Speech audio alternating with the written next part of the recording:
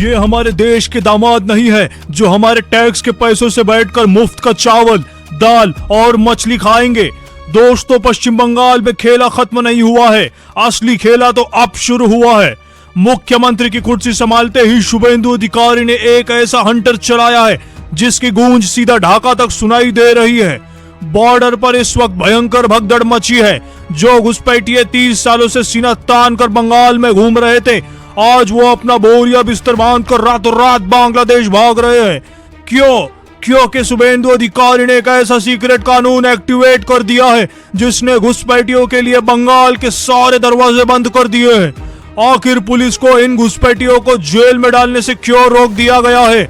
इसके पीछे 30 साल पुराना जो मुफ्तखोरी का स्कैम छिपा है वो आपके होश उड़ा देगा। अगर आप भी मानते हैं कि देश का पैसा सिर्फ देशवासियों के लिए होना चाहिए तो इस बेखौफ पत्रकारिता को सपोर्ट कीजिए। वीडियो को अभी लाइक कर चैनल को तुरंत सब्सक्राइब करें। चलिए बंगाल बॉर्डर के इस खौफनाक सच का पर्दाफाश करते हैं।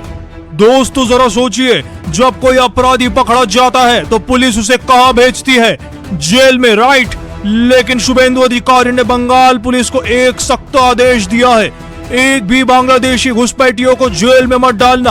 अब आप कहेंगे कि जेल नहीं डालेंगे तो क्या आरती उतारेंगे?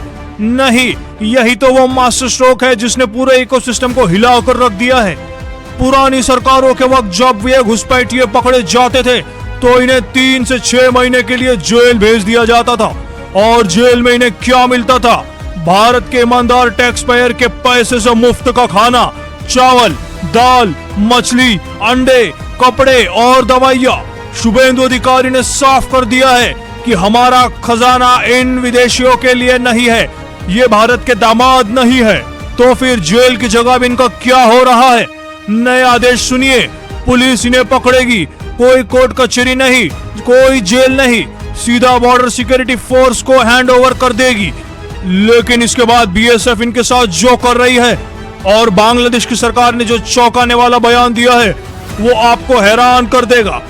दोस्तों, ये कोई नया कानून नहीं है, ये फॉरेनर्स एक्ट है जो सालों से संविधान में मौजूद था, लेकिन वोट बैंक की राजनीति ने इसे एक धूल भरी अलमारी में बंद कर रखा था। शुभेंदु अधिकारी ने इसी एक्ट को वेपनाइज कर दिया है। जैसे ही ये घुसपैठिए बीएसएफ के पास पहुंचते हैं, बीएसएफ सीधे बांग्लादेश बॉर्डर गार्ड्स के संपर्क करती है।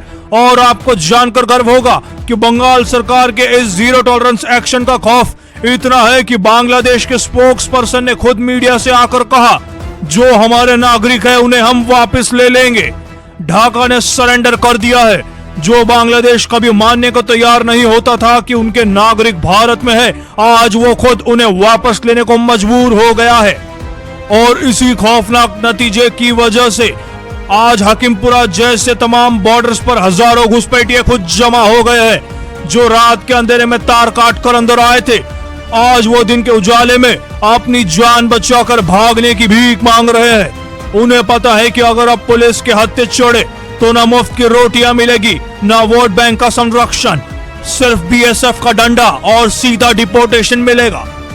लेकिन क्या आपको पता है कि 30 साल तक इसे मुफ्तखोरी की कीमत आपके और हमारे जैसे आम भारतीयों ने कैसे चुकाई है?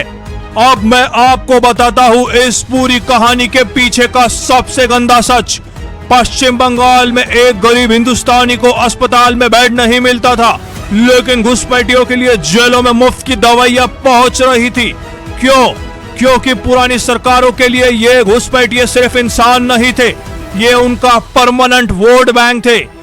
इन घुसपैठियों को पाल पोस कर बड़ा किया गया ताकि चुनाव के दिन ये एक खास पार्टी का बटन दबा सके। देश की इकोनॉमी, देश के टैक्स पेयर और देश की सुरक्षा की किसी को परवाह ही नहीं थी।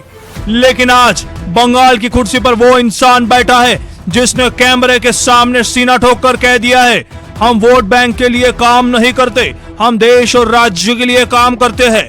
ये सिर्फ एक बयान नहीं है दोस्तों, ये वो 30 साल पुराने तुष्टीकरण की राजनीति की चिता है जिसे आज सरेआम जला दिया गया है। दोस्तों, आज जब पश्चिम बंगाल से ये तस्वीरें आ रही है तो पूरे देश में एक लहर दौड़ गई है। ये लहर है एक्शन की। आज साबित हो गया है कि अगर कुर्सी पर बैठा लीडर ईमानदार और नेशन फर्स्ट की सोच रखने वाला हो तो कोई भी समस्या इतनी बड़ी नहीं है जिसे 45 दिन में न सुलझाया जा सके।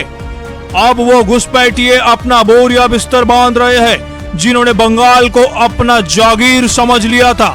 दोस्तों याद रखिए, ये सिर्फ बंगाल की कहानी नहीं है। बंगाल बॉर्डर से उठी ये चिंगारी अब पूरे देश में फैलने वाली है। जो लोग ये सोचते थे कि भारत की सहिष्णुता यानी टॉलरेंस हमारी कमजोरी है, उनके लिए शुभेंदु अधिकारी का यह एक्शन एक करारा तमाचा है। अब वो दौर चला गया है जब वोट के लिए देश की चोट को बर्दाश्त किया जाता था। आज वो खौफ उन घुसपैठियों की आंख में दिख रहा है। वो खौफ इस देश की सुरक्षा की असली जीत है। ये एक्शन सिर्फ एक राज्य को साफ नहीं कर रहा, बल्कि देश के हर उस स्लीपर सेल और घुसपैठियों को एक खौफनाक मैसेज दे रहा है कि अगर अब हमारी सीमाओं से खिलवाड़ किया तो ना जेल मिलेगा ना बेल मिलेगी, सीधा गेम ओवर होगा।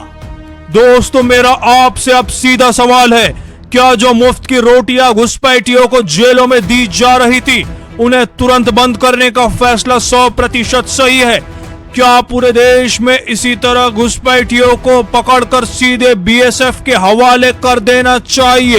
दोस्तों आप बंगाल के नए सीएम शुभेंदु अधिकारी की सरकार के इस धाकड़ एक्शन के बारे में क्या सोचते हैं?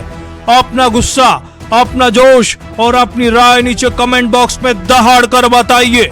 एक एक कमेंट पढ़ा जाएगा, एक एक कमेंट पर रिप्लाई किया जाएगा।